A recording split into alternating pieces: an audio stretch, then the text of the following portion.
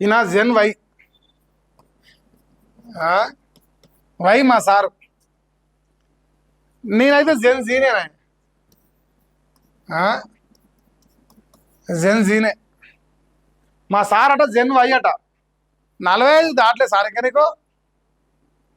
దాటింటాయి. ఎప్పుడో చిన్నప్పుడు వేసినావు పాన్ పరాకులు. ఇట్లా చిన్నప్పుడు పెళ్లి కాక ముందుకు పాన్ పరాకులు వేసినావు. ఇప్పటిదాకా నువ్వు జెన్ వై అయినా. భూమి పుట్టినప్పుడు పుట్టినావు. మా సార్ అంటే జెన్ వై అన్నట్టు. ఇక చూడరా మా సార్ ఏం చెప్తున్నావు. తెలంగాణలో మొదలైన జెన్జీ ఎయ్యి యువతే గెలుపు ఫ్యాక్టర్. అబ్బో కొడుకు, జెన్జీ ఎటువైపు ఉంటే వారిదే గెలుపట. విజయ్ని గెలిపించిందే జెన్జీ అట. ఆహా, నిన్నే గెలిపిస్తారు నెక్స్ట్. ఇప్పుడు నేను జెన్జీనే, అందుకే నిన్నే గెలిపిస్తా. రేపు నల్గొండ, ఖమ్మం, వరంగల్, పట్టభద్రులు ఎమ్మెల్సీగా రేపు గెలిపిస్తానికి జెన్జీనే తిరుగుతాడు నీకోసం. జెన్జీ మోదీ దిగివెచ్చేలా చేసింది జెన్జీనే. ఒకప్పుడు ఎవరికి ఓటేయాలో పిల్లలకు తల్లిదండ్రులు చెప్పేటోళ్ళు. కానీ ఇప్పుడు జెన్జీ ఉద్యమాలు పేరెంట్స్ ఆలోచన విధానాన్ని మార్చేసినాయి. యువత తమ హక్కుల కోసం ప్రశ్నిస్తుంది. సామాజిక మాధ్యమాల వేదికగా సత్తా చూపుతోంది. యువతకు నాలెడ్జ్ రావద్దనేదే సర్కారు కుట్ర. అందుకే విద్యకు నిధులు కేటాయించట్లే. రాష్ట్ర బడ్జెట్ 3.50 లక్షల కోట్లు. మరి విద్యకు 7% నిధులు కేటాయించడం ఏంటి? ఓటు వేయడమే కాదు, రికాల్కు ఛాన్స్ ఉండాలి. అందుకే జెన్జీ లాంటి ఉద్యమాలు జరగాలి. తెలంగాణలో జెన్జీ మూమెంట్ వరంగల్ గడ్డపై జెన్జీ ఉద్యమాన్ని ప్రారంభించిందంట చింతపండు నవీన్ పటేల్. ఓరుగల్లు వేదిక కదిలిన జెన్జీ యూత్ అట. జెన్ వై. ఇప్పుడు సరే, చింతపండు నవీన్ పటేల్ గారు నేను ప్రశ్న అడుగుతా మా సార్ని. అడగాలి కూడా. అబ్బో మా సారు చాలా తెలివికాల లెక్కలు చెప్తాడు. సగం నిజం చెప్తాడు మా సారు. సగమే చెప్తాడు, నిజం నిండా చెప్పాడు. ఇప్పుడు నువ్వు జెన్ వై కదా, జెన్ వై నువ్వేట మొదలు పెడతావు. జెన్జీ ఉద్యమాలు జెన్జీ మొదలు పెట్టాలి. జెన్జీ ఇట్లా పోటు సరిపోని పెడతాడు. ఇట్లా జెన్జీ సరిపోతుంది మనకు మంట. అందుకే జెన్జీని అడ్డుకోవడానికి ఆకుల మన ఒక లుచ్చగా తీసుకొచ్చి రిపోర్ట్ కొట్టిస్తున్నాం మనం. అందుకే నేనేమంటున్నా, గురువు గారు జెన్జీ చేస్తారు. జెన్జీ పోరాటం. జెన్ వై అక్కర్లేదు మాకు. యువత చాలా ఉంది.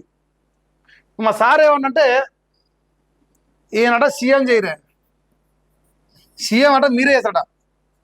మరి అక్కడ జెన్ వైయో ఇంకేందో ఆయన విజయ్ని గెలిపించరు, నన్ను కూడా గెలిపిరు అంటున్నా ఆయన. ఎక్కడ పోయింది తెలుసా? తెలంగాణలో 10 జిల్లాలు ఉన్నాయి, ఉమ్మడి 10 జిల్లాల్లో ఈయన ఖమ్మం, నల్గొండ, వరంగల్, పట్టభద్రులు. ఈయన చేసే ప్రతి ప్రోగ్రాం కూడా ఆయన సీఎం కావాలి. కానీ నల్గొండ ఉమ్మడి చెప్తున్నా, ఖమ్మం తర్వాత వరంగల్, ఈ మూడిట్లనే తిరుగుతుండు. రింగు వాళ్ళకే తిరుగుతుండు.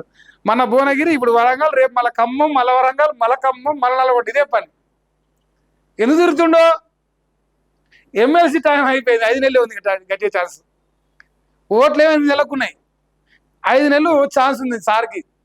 5 నెలలు రింగు రోజులు తిరుగుతా. ఇట్లా తిరిగి లాస్ట్కి వచ్చి, ప్రజలారా మీకోసం నేను ప్రశ్నిస్తున్నా, ప్రభుత్వానికి ప్రజలకు వారధిగా ఉంటా, నేను పల్లి పటాల ఎమ్మెల్సీని అన్నా. తెల్లబట్టలు వేస్తే ఓరుస్తలేరే నన్ను బీఆర్ఎస్ వాడు. ఆయన బిట్స్ మీద చదువుకొచ్చిండే, సంసారి పొక్క మాటలు మాట్లాడి ఇప్పుడు ఇవన్నీ ఏమంటావని, కాంగ్రెస్కి నాకు సంబంధం లేదు, నేను ప్రశ్నిస్తున్నా అని. ప్రశ్నిస్తున్నావా? ఏం చెప్తున్నావు? జనాలు చూస్తూనేవారు. సారు చింతపండు నవీన్ గారు మీరు ఎమ్మెల్సీ ఓట్ల కోసం ఈ కథలన్నీ, ఈ కాకమ్మ కథలన్నీ చెప్తున్నాడు. మాకు అర్థమవుతుంది. సో నేనేమంటున్నా, ప్రజలకు ప్రభుత్వానికి వారధిగా ఉండి మొదలు తమరు నిరుద్యోగులకు 2 లక్షల ఉద్యోగాలు ఇప్పించి, ఈ గ్యారంటీ కార్డు సార్ ఇది మీదే, ఈ గ్యారంటీ కార్డు అప్పచెప్తే వద్దంటే నీకే ఓటేస్తాం, నువ్వు వద్దన్నా చేస్తాం. ఎందుకంటే కాంగ్రెస్ పార్టీ తల్లి లాంటి పార్టీ, కాంగ్రెస్ వాళ్ళు మాటిస్తే శిలా శాసనం, మరి గై గై ముందర పెట్టాలి. పోయిన ఎన్నికల ఏం చెప్పినావు? ఇప్పుడు ఏం చేస్తాం జనరల్గా, ఓ బయలకు పిల్లగాడు పోతాను, మా సార్ లెక్క చెప్పాలన్నా, మా సార్ లెక్క కూడా చెప్తుంది. ఓ బయలకు పిల్లగాడు పోతాను, వాడు పోయిన ఎగ్జామ్లో ఎంత రిజల్ట్ వచ్చింది, ఈ ఎగ్జామ్ ఎంత రిజల్ట్ వచ్చింది, దాన్ని బట్టి మనం వాడు ప్రతిభావంతుడా కాదని చెప్తాం. మా సారు ప్రోగ్రెస్ రిపోర్ట్ ఏందంటున్నా, 2-4 సంవత్సరాల్లో నీ ప్రోగ్రెస్ రిపోర్ట్ ఏంది? నీ ప్రోగ్రెస్ రిపోర్ట్లో నువ్వెంత సక్సెస్ అయినావు? పోయిన సంవత్సరం మాకు హామీలు ఇచ్చినావు, పోయిన ఎన్నికల్లా ఆ హామీలు ఎంతవరకు నిరుద్యోగులకు అమలు చేసినావు? జెన్జీకి అమలు చేసినావు. నిరుద్యోగులు ఇప్పుడు రోడ్డుకి వచ్చిర్రు. మరి అశోక్ నగర్కో, చిక్కడపల్లికో, లేకపోతే దిల్సునగర్కో వచ్చినవా వాళ్ళ పోరాటానికి మద్దతుగా? రాలే. ఏడికి పోతాడు? నారాయణ కాలేజీని బ్లాక్మెయిల్ చేస్తానికి, శ్రీ చైతన్యుని బ్లాక్మెయిల్ చేస్తానికి పోతాడు. కానీ మీ దగ్గర రాడు. మీరు ఒకవేళ ఆత్మహత్యలు చేసుకుంటే కూడా మీ దగ్గర రాడు, అట్ట కూడా రాడు. ఖమ్మంకి రాడు. అప్పుడు కథలు పడతానికి మాత్రం ఖమ్మంకి వస్తాడు. జెన్జీ అట. ఇప్పుడు ఒక కోడి కథ చెప్పాలి మీకు, ఒక కోడి కథ చెప్తా. ఇప్పుడు జనరల్గా తీన్మార్ మల్లన్న లాంటి ఒక నాయకుడు ఉన్నాడ, అంటే ఒక ఆయన ఇంటి వారు ఉన్నాడు. తీన్మార్ మల్లక ఒక ఆయన ఇంటి వారు ఉంటే ఏమైందంటే, ఆయన ఇగో ఇప్పుడు మా సార్ తీన్మార్ మల్లన్న కదా, జర్రా మా సార్కు చిన్నది ఇల్లుంది, చిన్నది ఇల్లుందయా. మా తీన్మార్ మల్లన్నకు ఓ చిన్న ఇల్లుంది. అయితే మా తీన్మార్ మల్లన్న ఈ ఇంట్లో నివాసం ఉంటుంది.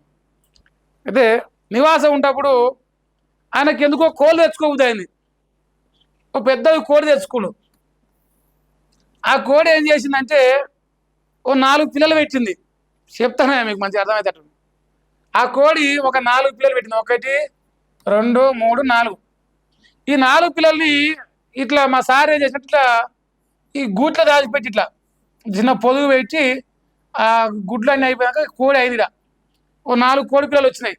ఈ 4 కోడి పిల్లలు అవి, ఈ కోడి పిల్లలంతా బీసీలు అన్నమాట. మనం అర్థం చేసుకోవాలి మీరు. ఈయన పటేలు, మా సార్ పటేలు. మా సార్ ఏం చేస్తుంటే కోడి పిల్లలు తెచ్చుకున్నాడు, 4 బీసీ కోడి పిల్లలు తెచ్చుకున్నాడు. తెచ్చుకొని వాటికి లెక్క నేర్పుతాడు.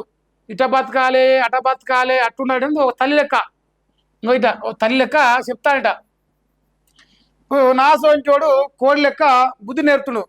ఇంకో గిట్ల చేయబిడ్డ, గడ్డ చేయబిడ్డ అంటే లేదు లేదు, మా గురువు మా ఇంటి ఓనరు తీన్మార్ మల్లన్న ఇంత మంచిగా ఉన్నాడు.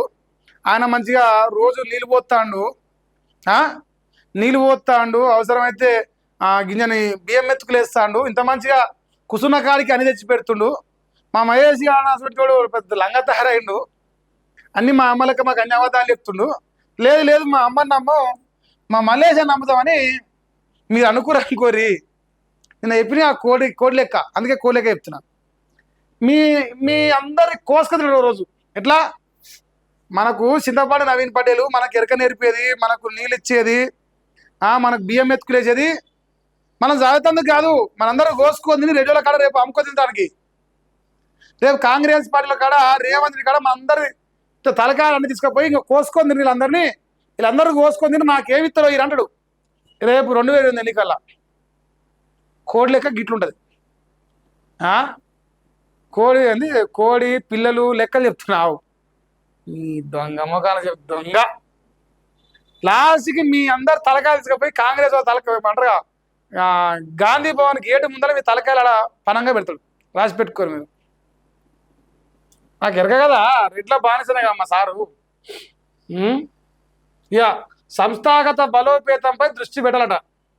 నేతలు కేడరు సమన్వయంలో పనిచేయాలి. కష్టపడి పని చేసే వారికి వెరీ గుడ్, ఇది బాగుంది. కష్టపడి పని చేసేవారికి కాదు, కష్టపడి ముంచే వారికి గుర్తింపు ఉంటుంది. కష్టపడి పని చేసేటోళ్ళకు టీఆర్పీలో గుర్తింపు ఉండదు. మా నారాజ్ పటేల్ కంటే ఎక్కువ కష్టం చేసి ఉన్నాడు ఎవరైనా టీఆర్పీలో? మా నారాజ్ పటేల్ మా చింతపండు లాగు అంగి వేసుకున్న కానీ తిరుగుతుంది. సోపదల అంగీ లాగు సిద్ధాంతం ఉన్న పని తిరుగుతుంది.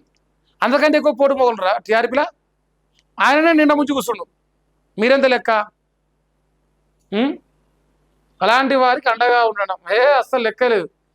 ఇంకో కష్టపడ్డ అంతా లంగలు దొంగలు టీఆర్పీలా. ఎవడైతే నిన్న మన వచ్చాడో వాడే మంచోడు. ఇప్పుడు మా వెంకటరెడ్డి అని అడిగితే చెప్తాడు మొత్తం కష్టపడ్డోడు గుర్తింపు ఏమాత్రం ఉంటుందో మా వెంకటరెడ్డి అని అడగాలి, చెప్తాడు, బాగా చెప్తాడు. ఆయన కంటే ఎక్కువ కష్టపడ్డోడు వెళ్ళాడు. ఓకేనా నవీన్ పటేల్? అబ్బా లంగలకు దొంగలకు గుర్తింపు ఉంటుంది, అలా మంచాలకు ఉండదు. ఇంకేముందా? అస్సాంలో వరదల బీభత్సం చింతపండు గారు రాశారు. ఇక డబ్బా చెప్పినగా ఈ డబ్బా ఏమున్నది ఇక జెన్ వైయా జెన్ వై బాగానే నరికిండు. జర మీరు ఓటు అయితే ఎగిరే, మీరు ఏమైనా ఎగిరా, మీరు ఓటు అయితే ఎగిరి, ఓటు వేయను మీరు ఏమైనా ఎప్పుడు అని అడుగురి దెబ్బ కాంచి వెళ్ళిపోతాడు, ఎమ్మటే వెళ్ళిపోతాడు. అది మా గురువు గారు లెక్క. ఇంకా చిన్నపిల్లలు ఉండరా మీ ఇంట్లో ఎవరన్నా? ఈయన దొంగ ఇంటికి ఆయన సజ్జనారు నీ లెక్కలు మొత్తం నాకు కాడుంది, నీ అన్ని దొంగ ఎన్నిక ఉంటారులట్టుగా ఇచ్చిందా పైసలు? రాసిన వార్త పైసలు ఇస్తే రాసినట్టుంది. ఇంతవరకు ఇలా కనిపిస్తున్నాయి వార్తలు అయితే. ఇంకా